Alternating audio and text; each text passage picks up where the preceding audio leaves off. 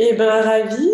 Donc, du coup, effectivement, je suis Laure Brax. Je suis responsable de la communication de Zeig depuis maintenant 5 ans. Voilà, j'ai vu la naissance de ce beau projet. Effectivement, on accompagne les entreprises au niveau RSE. Donc, on les aide à évaluer leur impact, à progresser et à les communiquer. Et donc, du coup, on est ravis de participer avec Jobs That Make Sense et Fabien à ce webinaire. Donc, Fabien, à toi de te présenter. Et donc, je suis Fabien. Moi, j'ai rejoint Job That Makes Sense il y a un peu plus de 6 mois maintenant pour prendre en charge ce qui est marketing, communication autour de la plateforme. Et donc, Job That Makes Sense, on aura l'occasion d'y revenir. Mais pour ceux qui ne connaissent pas, c'est la plateforme de recrutement à impact. Donc, on apporte des solutions pour les recruteurs et pour les candidats qui cherchent à travailler dans l'impact. Top. Et donc aujourd'hui, notre sujet, effectivement, c'est l'impact, parce que je pense qu'à nos niveaux avec Fabien, on en fait pas mal.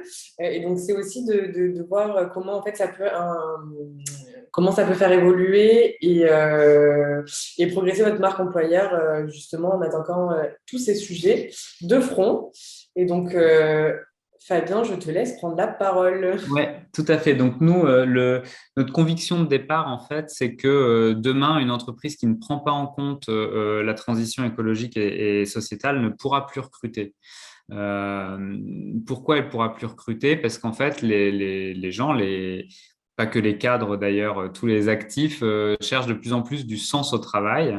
Donc ça peut être quelque chose qui est assez large, mais bien souvent, et on le verra tout à l'heure avec des chiffres, c'est en lien avec cette transition écologique et sociétale. Donc c'est vraiment, nous, notre conviction, c'est qu'aujourd'hui, les recruteurs ont intérêt à prendre en compte ces enjeux s'ils veulent pouvoir demain attirer des talents. En fait, ce qu'on dit souvent, et ce qu'on avait mis dans l'invitation, c'est que avant, on recrutait uniquement sur le salaire.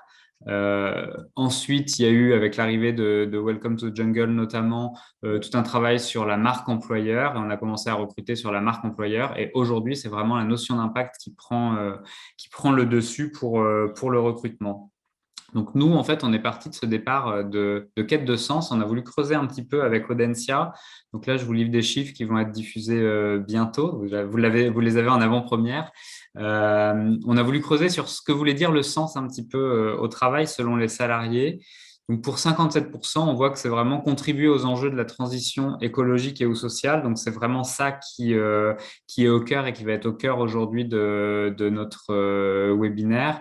Et il y a à peu près à égalité, à 53%, l'idée de se sentir utile, de sentir qu'on a vraiment un rôle, notamment dans cette transition. Puis après, il y a des valeurs qui sont importantes aussi à avoir en tête pour vous. C'est appartenir à une organisation à impact positif, donc l'importance que l'organisation ait un vrai impact positif et communique sur ses impacts. Laure, tu reviendras dessus tout à l'heure, il me semble. Et de pouvoir aussi concilier, d'avoir un meilleur équilibre vie pro, vie perso et de partager les valeurs de son organisation. Donc, c'est vraiment tout ça qui est important aujourd'hui pour les salariés.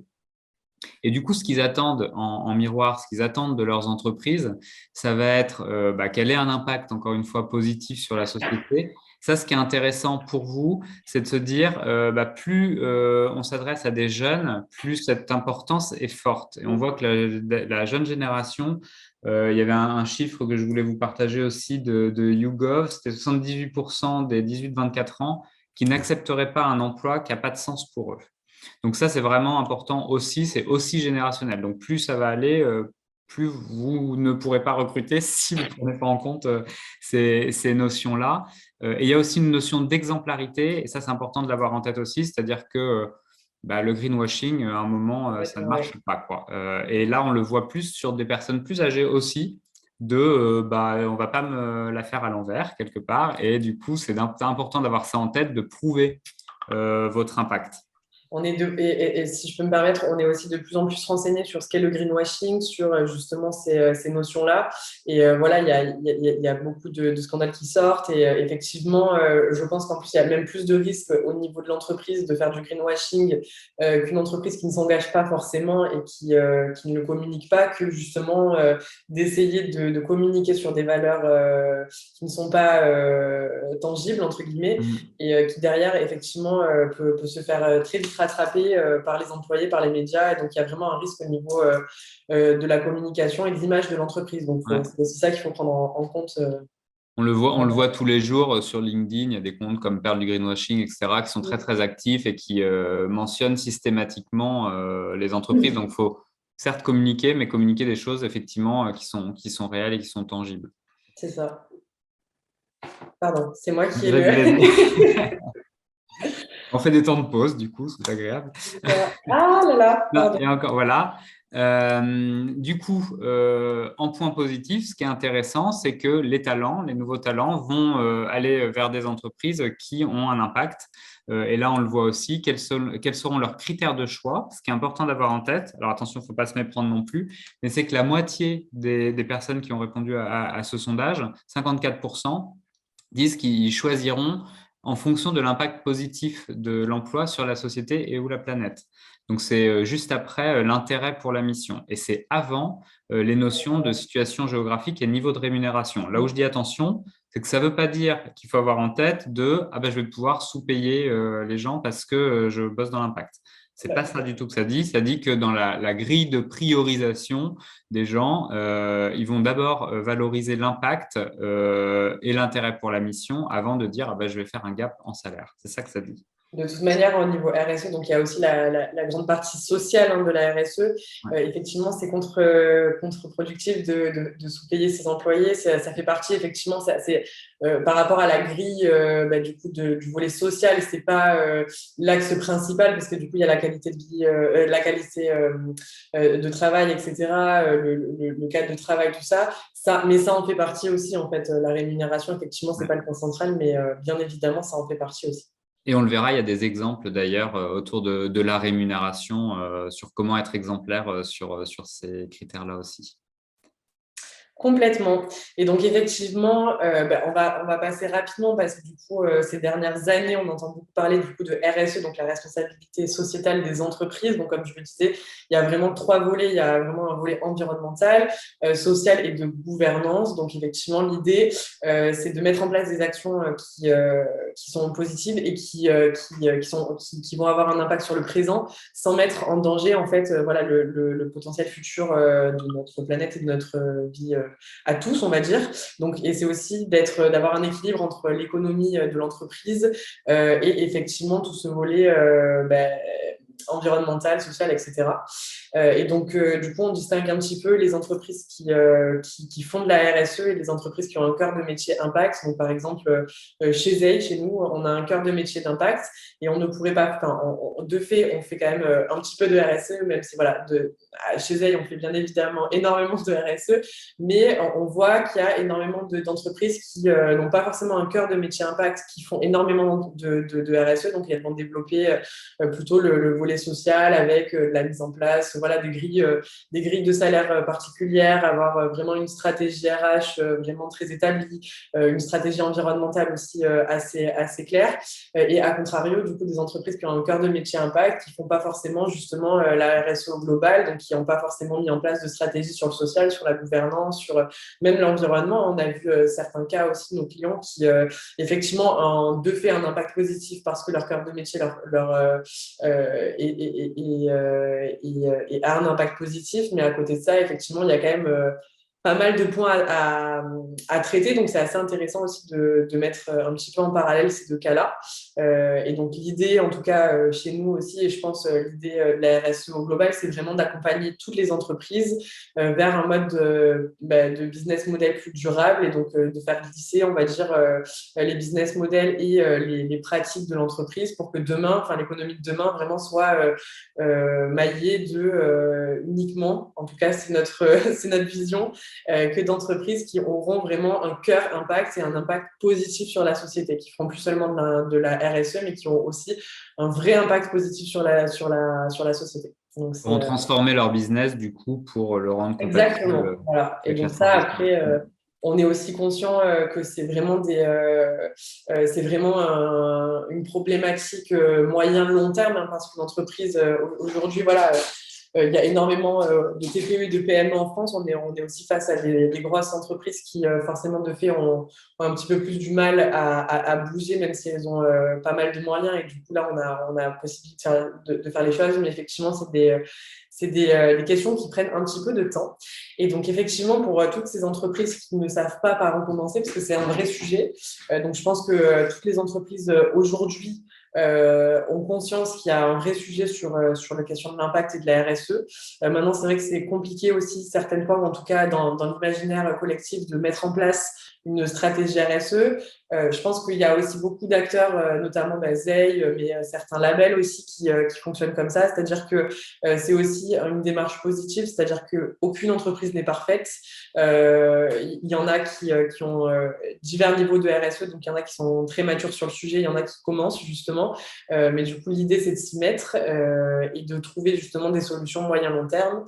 Et donc, du coup, là, pour vous aiguiller un petit peu, par où commencer, parce qu'effectivement, c'est quand même un vrai sujet quand on est dans une entreprise qui n'a pas forcément maturé et structuré cette stratégie RSE-là.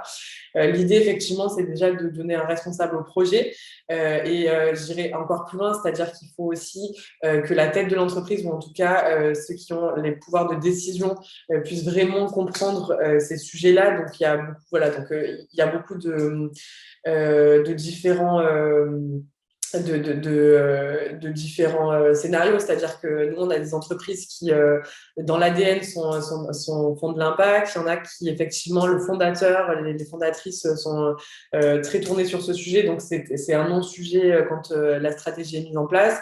Et c'est vrai que peut-être, voilà, vous qui nous regardez, vous êtes demandeur de ce genre de stratégie, mais vous ne savez pas comment forcément le mettre en place. Par les chiffres qu'a évoqué Fabien, par beaucoup d'outils, vous pouvez aussi trouver la matière pour convaincre en fait vos dirigeants de pouvoir mettre en place ces stratégies-là, parce que c'est aussi là que ça se joue. Effectivement, la stratégie RSE doit partir de la tête et doit aussi couvrir du coup l'ensemble des salariés, et c'est aussi notre sujet aujourd'hui. Et donc effectivement, après avoir du coup commencé à aborder cette question-là, l'idée c'est de faire un mapping et de voir un petit peu, d'avoir une feuille de route de la stratégie de votre entreprise, ou en tout cas de faire un état des lieux, pour ensuite effectivement définir des objectifs, pouvoir progresser, etc. Et ensuite, du coup, et je pense que c'est aussi notre sujet aujourd'hui, c'est pouvoir le communiquer et en interne pour fédérer des collaborateurs et en externe aussi pour justement, donc là on parle de la marque employeur, mais au-delà de ça, c'est aussi pour du coup faire rayonner cette stratégie au niveau des clients, des collaborateurs, des parties prenantes en fait, tout simplement. Et donc c'est vrai que du coup chez ZEI, ça a été vraiment notre volonté de créer un outil qui puisse répondre à tous ces enjeux-là, parce que c'est vrai qu'il y a voilà, quand même un vrai besoin et pas forcément enfin, il y a beaucoup de solutions, etc.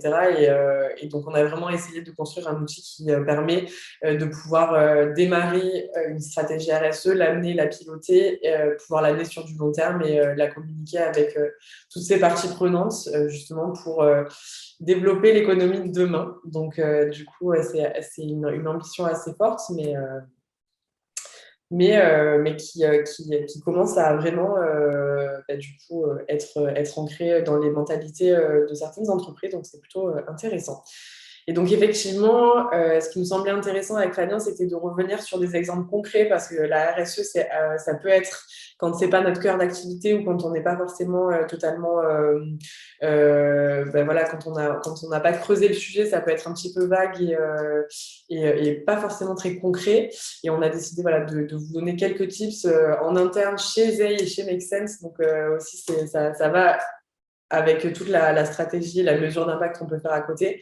Notamment, par exemple, chez ZEI, nous, on a mis en place en fait un planning annuel de stratégie RSE, c'est-à-dire qu'on va faire des thématiques mensuelles et de ces thématiques-là, donc par exemple, en mars, ça va être l'égalité homme-femme, voilà, donc toutes ces questions-là, et on va réaliser en interne avec nos collaborateurs et nos partenaires, du coup, nos clients, etc., des défis, des ateliers, on fait des iTalks justement, Donc là, le prochain Zeitalk interne, ça va être l'écriture inclusive et l'écoféminisme. Donc ça peut, voilà, et ça fédère autour de ce sujet-là.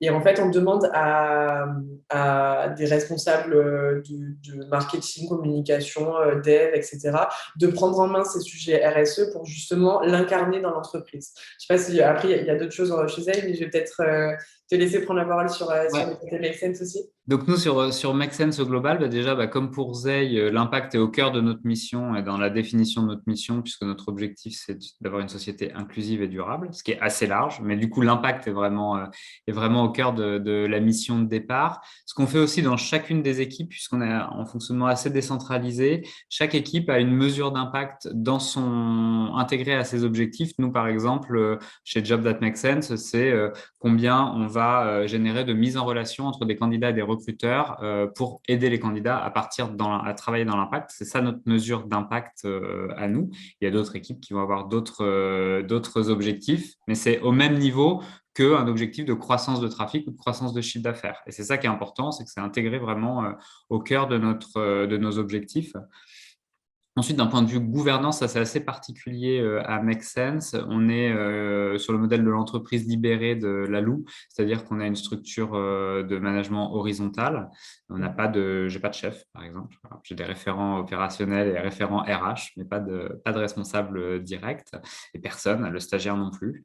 On a aussi travaillé sur le modèle de rémunération. Donc, on a une grille de rémunération qui est totalement transparente avec des critères les plus objectifs possibles qui sont partagés et tout le monde connaît la rémunération de tout le monde dans l'association.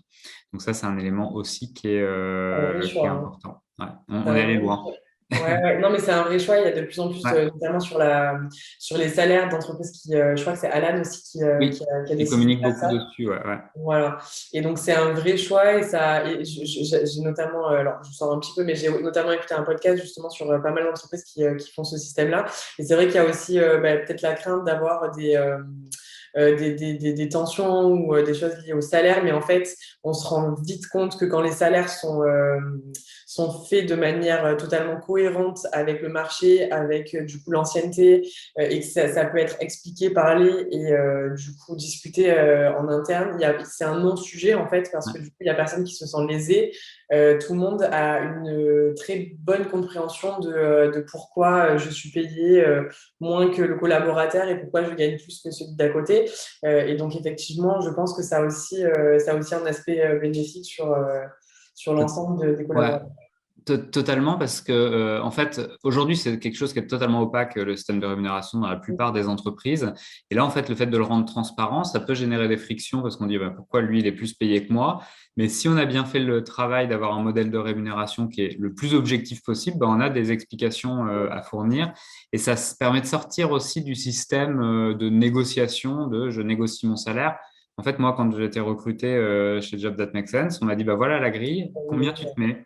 Et si je veux augmenter mon salaire, c'est moi qui vais demander, c'est moi qui vais décider de m'augmenter, sauf s'il y a des objections parce que je ne remplis pas les critères qui rendent pertinent cette augmentation.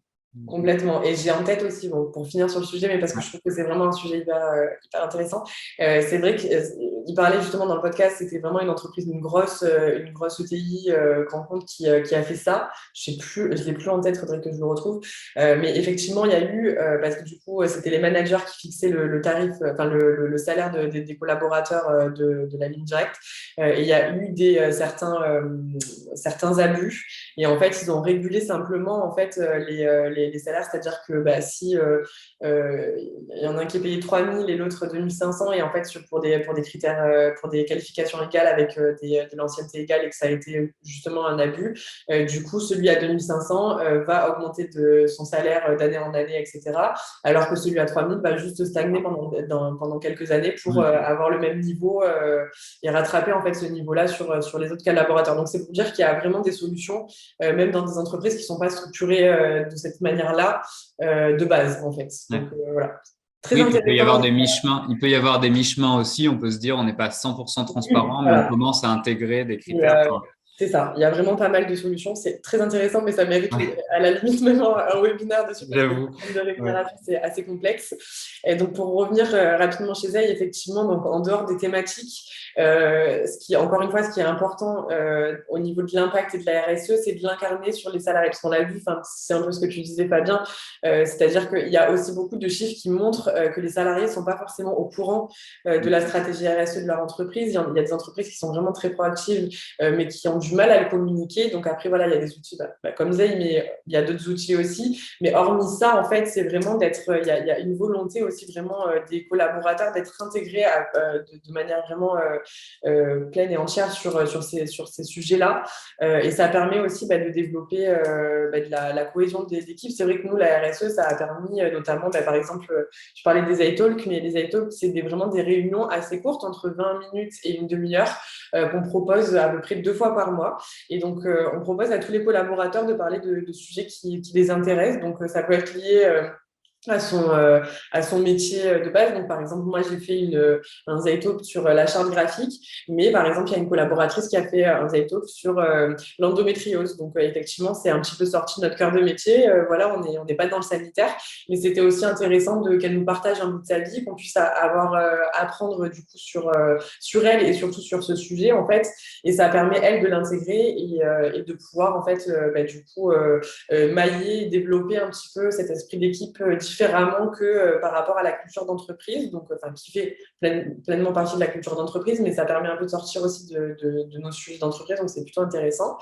Voilà, les team building dans des lieux éthiques, etc. Les équipements, on essaie de les prendre, on les prend, on essaie pas, on les prend sur des sites de location ou des sites de reconditionnement, tout ça. Et effectivement, comme tu le disais, nous, on ne fonctionne pas en objectif RSE, parce que du coup, on fonctionne en objectif RSE sur le global avec notre outil pour Zei, on monitor sur Zei.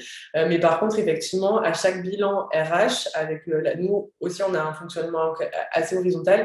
Et du coup, il y a vraiment des bilans RSE à chaque point pour voir en fait, où en est la personne par rapport à ce cheminement-là. Est-ce que du coup, il y a des sujets? Est-ce qu'il y a des problématiques qu'elle voudrait aborder? Est-ce que du coup, voilà, il y a des choses qu'elle voudrait pousser, etc.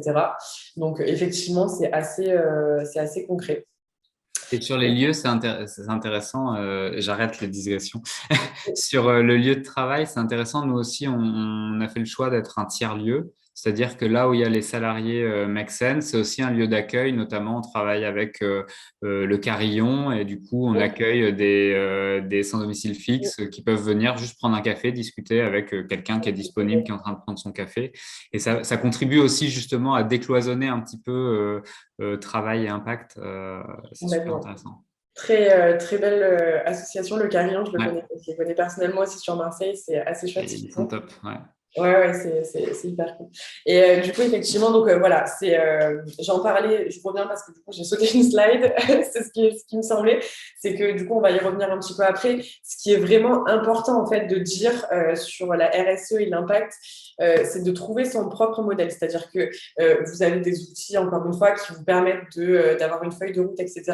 Mais effectivement, on se rend compte aussi, selon le type d'entreprise, et souvent, voilà, on est face à des PME, ou en tout cas même à des ETI qui n'ont pas forcément le temps, le temps et le pouvoir de tout faire. Et c'est vrai que du coup, il y a vraiment des axes dans la RSE. Donc, on peut travailler vraiment l'environnement, le social, la gouvernance. Donc, l'idée, c'est de travailler tout de manière assez homogène. Mais c'est vrai que du coup, il y a des entreprises qui portent vraiment des valeurs assez fortes sur certains points. Et donc, l'idée vraiment, c'est de vous poser avec votre équipe ou en tout cas avec les managers, les chefs d'équipe selon la taille de l'entreprise, parce que c'est des fois aussi difficile d'avoir l'entièreté de l'entreprise, même s'il y a des outils, par exemple, mettre en place des questionnaires, faire des jeux d'équipe en petits groupes, etc., pour pouvoir faire remonter quand c'est vraiment une grosse entreprise. Et l'idée, c'est vraiment de s'approprier ce sujet-là et d'en faire quelque chose vraiment lié à vos valeurs d'entreprise pour créer, au-delà de la RSE, vraiment une marque forte avec des sujets qui vous appartiennent et sur lesquels vous pouvez vous distinguer en fait et sur lesquels vous avez envie d'avancer en fonction de votre ADN. Donc ça, c'est vraiment propre à chaque entreprise. C'est aussi important de le rappeler. Donc par exemple, du coup, effectivement, chez Zeil, nous, on est assez tourné, on est très tourné environnement, mais du coup, ça se reflète beaucoup plus dans le choix qu'on fait sur les bureaux, sur l'équipement, voilà, on travaille énormément de points. Et c'est vrai que du coup, par contre, on a décidé vraiment de travailler au niveau de l'équipe et de la marque employeur sur les valeurs internes et externes, notamment, par exemple, effectivement, le sens de l'écoute, la bienveillance. Donc, je sais que c'est un mot qui est beaucoup à la mode et qui revient beaucoup. Mais du coup, voilà, se réaliser au travail, enfin, en gros, d'avoir une équipe investie et qui travaille de manière soudée et bienveillante. Et je sais que ça peut être difficile et un peu bisounours entre guillemets de dire ça, mais c'est-à-dire que on le voit au quotidien, enfin, la RH, tous les gens qui sont liés un petit peu de près ou de loin au management ont ça en tête. Et c'est vrai qu'il y a certains comportements qu'on ne laisse pas passer. Effectivement, on renvoie aux valeurs de l'équipe. Et donc, c'est vraiment incarné au quotidien. Ça peut être voilà, des tensions qu'il peut y avoir dans l'équipe où justement on essaie de les régler de manière pertinente ou avec les parties prenantes. Ça peut être des réflexions, ça peut être des choses qui font partie de la vie d'entreprise et qu'on essaie en fait de gommer au fur et à mesure et vraiment d'instaurer au quotidien parce que du coup, les valeurs, ça se porte au quotidien et je pense que tu es un petit peu d'accord avec moi, Fabien. Ouais, tout à fait. Nous, c'est un peu dans la même veine de ce que tu disais, les valeurs qu'on a chez Make Sense. C'est moi celle que je trouve hyper parlante, c'est la première Practice What You Preach, où on dit, bah, en fait, à un moment, si vous défendez quelque chose, il faut le vivre aussi. C'est-à-dire que si vous prenez 15 fois l'avion par an et vous dites aux gens de faire attention à leur bilan carbone, ça marche pas. Ouais, Donc c'est vraiment ce côté, sans tomber dans un côté, il faut être Mère Teresa, hein, c'est pas le et ouais, sujet. En tout cas, de faire tout ce qu'on peut pour être le plus possible exemplaire, même si j'aime pas trop ce mot. En tout cas, voilà, d'avoir conscience des choses et d'essayer de s'améliorer aussi soi-même. Donc ça, c'est super intéressant. On a aussi tout ce qui est autour de l'autonomie. On croit beaucoup. Ce que je disais, c'est en lien avec le modèle de gouvernance qu'on a, donc à l'autonomie de chacun, à condition qu'il y ait le pendant donc d'être responsable en face de ça. On va pas faire n'importe quoi, bien entendu, mais en tout cas de se sentir autonome sur ces sujets, ça c'est hyper fort. Et autour de la bienveillance aussi, nous on a Let's Enjoy the Ride Together, où on a aussi une notion de plaisir, se dire à un moment, on n'est pas ici pour souffrir et c'est important et même dans la communication de Make Sense que vous pouvez voir de Jobs et de Make Sense au global, on essaye de rendre la chose un petit peu plus positive et plus sympa que de dire qu'à longueur de journée, on va droit dans le mur et la planète est foutue. On ne dit pas ça, on essaie plutôt on croit beaucoup au pouvoir de l'action et du coup, qu'est-ce qu'on peut apporter comme point positif là-dessus et comment ensemble on peut faire améliorer les choses. complètement. Et je pense que ça rejoint, enfin, je rebondis sur ce que tu viens de dire, mais c'est justement cette manière positive sans être utopiste et pas face aux réalités qui sont les nôtres aujourd'hui, hein, mais c'est juste de dire il y a potentiellement un futur qui peut être intéressant pour tout le Mm. monde. Donc allons-y et allons-y ensemble. Ouais. Et je reviens aussi sur le fait que du coup, on n'est pas forcément des entreprises exemplaires et qu'on tend à l'être. Simplement, voilà, voilà, j'essaye aussi, j'ai des exemples, c'est-à-dire qu'on est toujours dans une réflexion perpétuelle de qu'est-ce qu'on fait, pourquoi on le fait, comment on le fait. Après, il y a forcément des ratés, il y a aussi des belles réussites.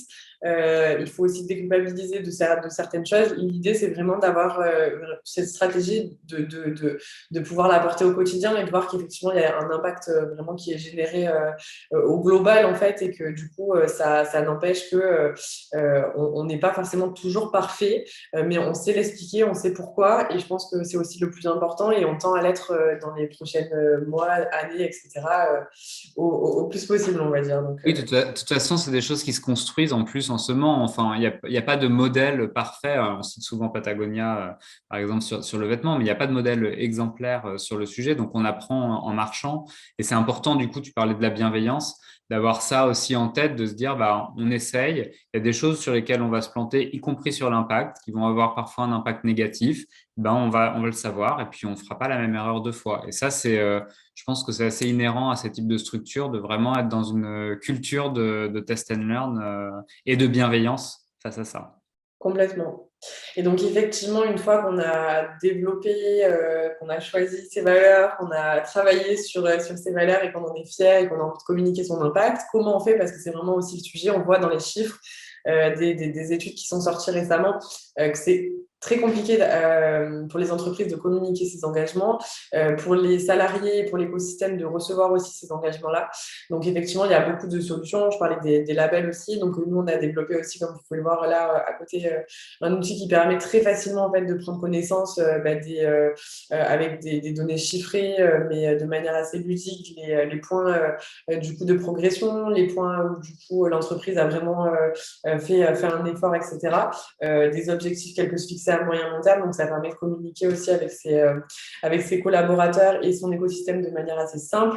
Mais il y a aussi du coup pas mal d'exemples concrets qu'on avait envie de vous partager, notamment de partager vos valeurs et vos actions sur votre blog. Vous pouvez faire des articles, vous pouvez créer une page dédiée sur votre site internet, vous pouvez justement faire des ateliers d'équipe pour en parler, pouvoir avoir vraiment en fait des outils concrets qui vous permettent de communiquer de manière assez fréquente et, sur ces sujets-là pour justement impliquer et incarner votre stratégie sur le long terme. Donc là, voilà, je vous montre un petit peu. Donc ça, c'est l'exemple de nos clients qui ont décidé vraiment de mettre en avant ce cœur-là. Donc par exemple, l'entreprise Insect qui a décidé en fait d'afficher dans les locaux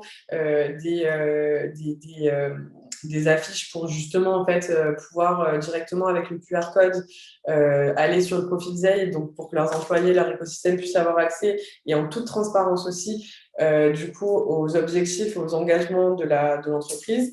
Et de l'autre côté, Greenwiz, du coup le leader français du bio, qui du coup a fait le choix sur ses bons de livraison de mettre pareil le QR code Zelle justement pour que tous ses clients puissent avoir encore une fois de manière totalement transparente et concrète les engagements qui se fixent au quotidien. Donc, c'est plutôt intéressant. Et effectivement, Et du coup, le recrutement dans tout ça, grande question, ça rejoint ce que tu disais sur la communication. Ce qui est important et qui va permettre de travailler aussi sa marque employeur à impact, c'est de communiquer régulièrement, de prendre la parole sur ces enjeux-là. Donc là, j'ai repris l'exemple d'Alan parce qu'il était assez significatif sur le salaire. Donc eux, ils ont diffusé sur leur blog et ça a fait pas mal de bruit leur grille de salaire. C'est le premier article, moi j'avais passé des entretiens chez eux à un moment, c'est le premier article qu'ils vous envoient quand vous rentrez dans le process de recrutement. Donc, ils en ont vraiment fait un atout pour eux, alors que les salaires ne sont pas forcément très élevés, hein, mais c'est juste qu'ils prouvent un petit peu via ce modèle-là leur vision de l'impact. J'ai mis aussi un exemple de Loom, Loom qui est une boîte de textile qui fait beaucoup d'articles un peu en forme plaidoyer. Donc là, il y en avait un, pourquoi nous ne ferons plus jamais de soldes, qui permet, donc c'est pas uniquement pour marque employeur, là, hein, c'est global, mais qui permet vraiment de travailler la marque sur cet impact, sur cette vision-là impact. Donc, c'est important de prendre la parole sur le sujet avec des preuves pour prouver ses valeurs et potentiellement soit le modèle de gouvernance, soit la transparence sur les salaires, etc. Tout ce dont on a parlé. Le deuxième point, et là forcément je vais prêcher pour ma paroisse, c'est de recruter sur des sites spécialisés. Plus sérieusement, pourquoi ça? Parce que quand vous avez décidé d'avoir une stratégie d'impact, vous allez vouloir vous entourer des personnes qui ont envie de travailler dans l'impact et qui ont des choses à apporter là-dessus. Et des plateformes comme Jobs, on a, nous, ce vivier on a 100 000 visiteurs uniques par mois, de personnes qui recherchent justement à travailler dans l'impact. Et ça va vous permettre, vous aussi, en postant ces annonces sur Jobs, de valoriser tout ce que vous faites sur l'impact. Vous pouvez mettre des liens vers vos études d'impact si vous en avez. Vous pouvez vous faire labelliser, typiquement, si vous êtes avec Zei, vous aurez un label Zei qui vous permettra de mettre en avant vos annonces. On va donner ce côté transparence qu'on veut avoir et que les candidats veulent avoir sur votre fiche recruteur. Donc ça, c'est vraiment quelque chose qui est primordial. Ouais. Ouais, je lève le doigt comme à l'école. Non, je voulais rajouter parce qu'effectivement, nous, on utilise aussi Jobs et effectivement, ça permet, parce que moi, j'ai été dans des process de recrutement et bref, les RH aussi, on en a beaucoup discuté.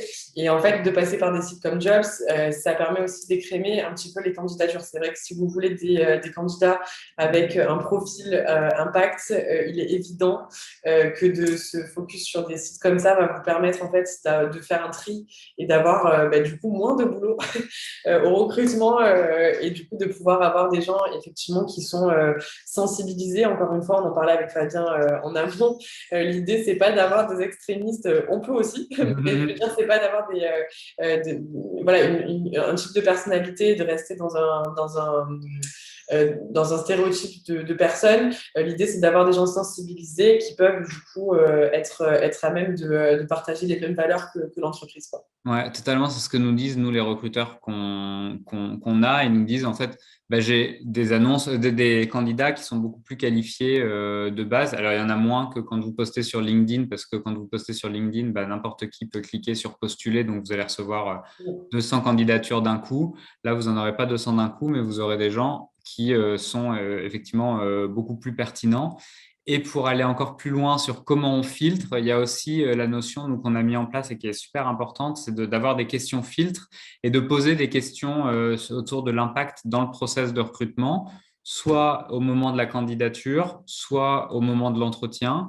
Et ça, c'est hyper important. Nous, par exemple, on a des grilles où on score chaque candidature et on met dans des critères de recrutement, on met ces questions-là. Est-ce que la personne peut fitter Tu parlais de culture fit aussi. Est-ce que la personne peut aller avec la culture de l'entreprise? Donc, nous, par exemple, il y en a une ici, on demande pour toi, c'est quoi un job qui a du sens? Forcément, puisque c'est le cœur du métier de Job That Makes Sense, on a envie de recruter des gens qui savent répondre à cette question ou en tout cas qui ont une vision de ça.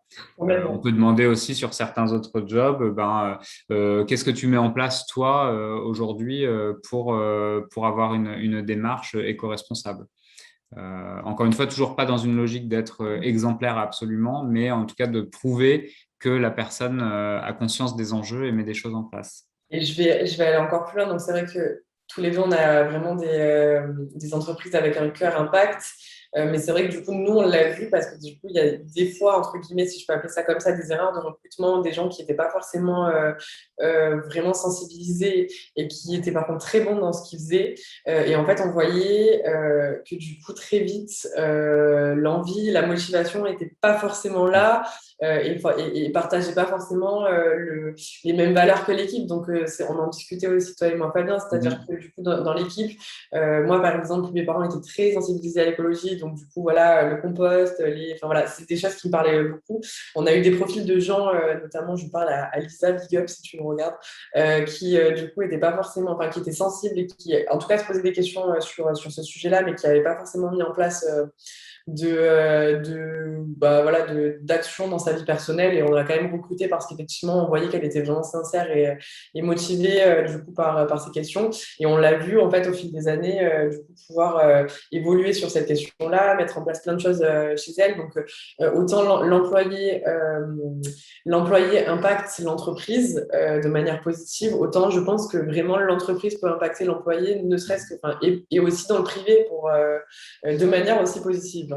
L'intérêt, c'est que ça soit positif. Donc, Carrément. voilà. Et par rapport à ce que tu disais sur la motivation, c'est hyper intéressant. C'est-à-dire que autant quelqu'un qui est super motivé par l'objectif et par l'impact de l'entreprise, mais qui n'a pas forcément toutes les compétences, on va pouvoir le faire monter en compétences. Voilà, exactement. Et c'est d'ailleurs intéressant parce que la personne va être d'autant plus motivée qu'elle va sentir qu'elle monte en compétences. Ouais, Autant quelqu'un qui est hyper compétent mais qui n'est pas motivé par cet impact-là et pour qui ça vibre pas, en fait, tu auras beau faire tout ce que tu veux, ça ne fitera pas, quoi. Et donc, il vaut mieux se dire, bah, OK, la personne est moins compétente, mais je vais l'accompagner d'un plan de montée en compétences plutôt que de prendre quelqu'un qui coche toutes les cases mais qui coche pas la case impact. c'est exactement le constat qu'on a fait aussi. Ouais. Non, mais parce que c'est vrai, parce que ça pose vraiment des questions. Et en plus, quand du coup, tu travailles beaucoup sur ton interne, sur l'esprit d'équipe, etc., c'est très compliqué justement de recruter, d'essayer de garder cet esprit-là qui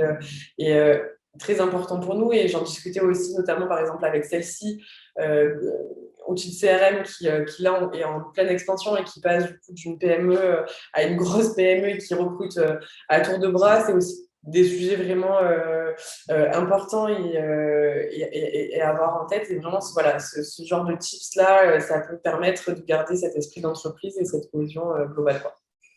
Voilà. Et autre sujet, si vous devez passer par un chasseur de tête, parce que sur certains postes spécifiques, soit des postes très seniors, des postes de direction ou des postes un peu techniques, vous pouvez avoir ce besoin-là. Sachez qu'il existe des chasseurs de tête aussi, des cabinets spécialisés. Nous, on travaille beaucoup avec Talent et Impact et Birdeo, mais il y en a d'autres. Et ça peut être intéressant parce que là, vous allez avoir le même filtre. D'ailleurs, souvent, ils postent leurs annonces aussi sur Jobs. Vous allez avoir le même filtre, c'est-à-dire des gens qui sont vraiment orientés impact et donc qui répondent à tous les critères qu'on a vus précédemment. Et je crois que c'est tout. Effectivement, et écoutez, merci à tous, on a eu pas mal de monde. N'hésitez pas d'ailleurs si vous avez des questions, parce qu'on a abordé beaucoup de sujets, si vous voulez avoir les sources, si vous avez des questions sur des sujets précis, à vous, Ouais. parce que du coup, effectivement, on a abordé en même temps la marque employeur, Oui, voilà, c'est assez large. c'est large. Et si vous voulez, vous pouvez envoyer un petit message sur discussion et comme ça, on répond au fur et à mesure. Et puis même, vous pouvez prendre la parole, les personnes qui poseront des questions pour qu'on échange sur les sujets que vous souhaitez. C'est ça. Et si jamais, du coup, vous avez... Ah là là, j'ai fait Ah, n'importe quoi. J'ai fait n'importe quoi. Attendez, parce que comme par hasard, tu es parti sur Zeil. mais non, mais en plus, je te promets que c'est. Attends, voilà. Donc, normalement, le partage, vous avez plus mon partage d'écran, non? Non, c'est bon. Voilà, ça va, c'est cool. Enfin, si on le voit encore là. On voit encore. Ah, très bien. Très bien, très Les bien. thèmes RSE sont choisis en collectif dans vos organisations. Laurie. Moi, je peux répondre pour Make Sense parce que récemment, on a eu le sujet. Nous, on se pose toujours la question de comment on opère. On a tout un sujet sur la théorie du changement, puisque l'objectif de l'association, c'est d'opérer un changement de société. Donc, c'est assez vaste et on peut se perdre.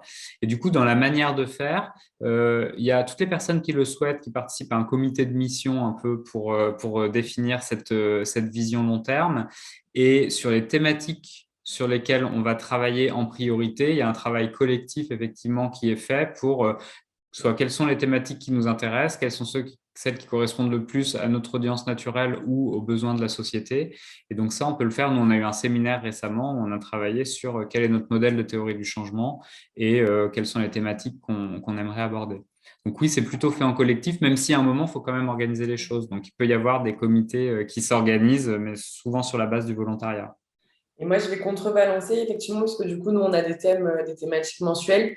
Euh, pour être totalement transparente, chez Zay, ça se fait plus du coup avec donc Alice qui est responsable RSE, moi qui viens l'épauler et notamment Anne-Céline qui est co-directrice et responsable RH. L'idée en fait de ces thématiques-là pour nous, l'objectif ça a vraiment été de coller avec des actualités et le marronnier on va dire un petit peu annuel. Donc c'est pour ça que du coup on a choisi le mois de mars parce qu'il y a la journée des droits de la femme le 8 mars pour être le mois justement où on aborde ces questions-là. Par exemple, en novembre, on était focus sur la question des déchets. On va être après septembre sur vraiment la rentrée et qu'est-ce que ça implique au niveau collaborateur, du coup la qualité de vie, enfin la qualité de travail, etc., comment on les intègre, etc., etc. Donc, en fait, on a essayé de faire ça assez intelligemment pour que ça rentre, en fait, aussi avec des temps forts de l'année, ce qui n'empêche pas, du coup, qu'on fait valider ça, du coup, avec toute l'équipe. Mais du coup, effectivement, il y a quand même un moment où il faut trancher parce que je pense que on a aussi beaucoup développé ce modèle-là où c'est assez participatif et on essaie de le faire au maximum. Effectivement, ça peut devenir très vite chronophage et je trouve ça aussi intéressant qui est une ligne directrice. Après, ce qui n'empêche que les employés peuvent du coup, forcément être proactifs et nous proposer des choses, mais ce qui permet d'avoir une espèce de guide et de pouvoir aussi proposer des thématiques qu'on n'aurait pas forcément abordées à côté. Donc voilà, en tout cas chez Jay, c'est pour nous. On a une question de Ouais. Nadège. Oui. Qui nous dit merci pour cette chouette conférence. Que dit Lucie, donc le label aussi, j'imagine, des équivalents. Y a-t-il des labels ou autres plus pertinents sur la partie alimentaire d'une entreprise? Exemple, café, déchets, je ne parle pas d'entreprise de secteur alimentaire, cela peut toucher toute entreprise avec machine à café, l'eau, cantine. Effectivement, il y a énormément de labels, label Lucie, Bicorp, etc. Il y a aussi des labels qui sont très sectoriels, donc je vous laisse vous renseigner parce que ça dépend vraiment aussi de l'entreprise. Il y a des labels qui font foi dans un certain secteur et c'est plutôt intéressant en fait de passer par des labels sectoriels selon l'entreprise pour pouvoir en fait qui ont pignon sur rue dans ces secteurs-là et qui ont vraiment une expertise et une renommée assez intéressante.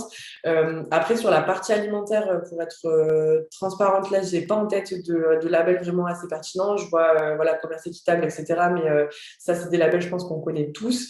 Nous ce qu'on propose notamment sur Zeil, c'est on donne accès en fait à un catalogue de solutions avec et notamment sur l'alimentaire, avec le frigo jaune, avec des systèmes de, justement, je pense à Expresso, des systèmes voilà, qui viennent proposer des solutions de café en entreprise. Et l'idée, en fait, c'est de travailler sur beaucoup de thématiques et de donner, on a plus de 500 solutions avec du coup autant de partenaires différents pour vraiment mettre en place des solutions concrètes en entreprise. Et donc, du coup, on leur demande de s'auditer sur Zeil justement pour garantir quelque part un certain sérieux et un impact positif et justement éviter le greenwashing et des solutions qui ne sont pas forcément Ouais, cohérentes. dans les critères, là, je crois que Nadège parlait un petit peu des critères dans une entreprise autour de la machine à café, de l'eau, etc. Ça, c'est des critères qui rentrent dans la labellisation ZEI. Enfin, dans le score ZEI, vous avez des critères là-dessus, il me semble.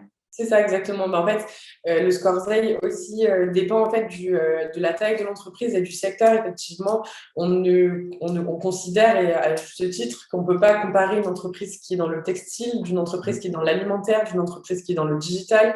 On n'a pas les mêmes. Enfin voilà, la feuille de route et le plan d'action n'est pas forcément le même. Hein. Une entreprise qui va, je dis n'importe quoi, mais une entreprise qui fait du digital, sa ressource et son impression papier, ça va être 0,5% de son impact. Par contre, un imprimeur, ça va être la majeure partie de son impact. Donc, effectivement, l'idée, c'est d'avoir des feuilles de route et des critères d'évaluation en fonction du coup de la taille et du secteur d'activité. Donc, ça prend aussi en compte, effectivement, toutes ces questions qui sont plus liées au lieu de travail en fonction de l'organisation de l'entreprise. Voilà. Alors, je crois qu'on a une autre, Marlène. Bonjour et merci pour votre présentation. Merci à vous d'être parmi nous.